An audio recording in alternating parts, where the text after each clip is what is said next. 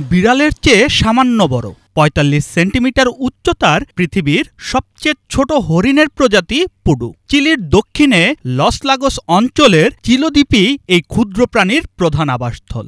ছোট্ট পা, কোমল দেহ আর বড় বড় কৌতূহলী চোখ তাকে করে তুলেছে অন্যরকম মায়াবী। স্বভাবে ভীতু এই প্রাণী খুব সহজেই লুকিয়ে পড়ে বনভূমির আড়ালে, কিন্তু এমন নরম স্বভাবই তাকে করে তুলেছে আরও অসহায়। কুকুরের আক্রমণ আর সড়ক দুর্ঘটনা, এ দুটোই এখন পুডুর সবচেয়ে বড় হুমকি।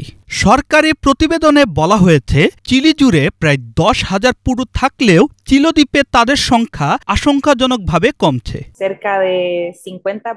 প্রতি বছর প্রায় ৫০টি পুডু আহত অবস্থায় চিলো সিলভেস্ট্রে পুনর্বাসন কেন্দ্রে পৌঁছায়। ২০২৫ সালের এ সময়ের মধ্যেই ১৮টি পুডু আমাদের কাছে এসেছে। এর মধ্যে ৫০% কুকুরের আক্রমণে আহত হয়েছে আর ৩৩% আহত হয়েছে সড়ক দুর্ঘটনায়। বিশেষজ্ঞরা বলছেন, প্রয়োজনীয় ব্যবস্থা না নিলে পৃথিবীর সবচেয়ে ছোট এই হরিণটিকে হারিয়ে ফেলতে হতে পারে চিরতরে।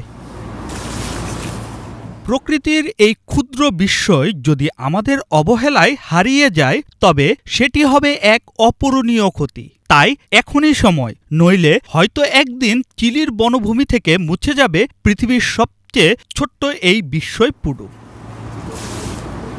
শাহরিয়ার আমান সানি, বাংলা ভিশন।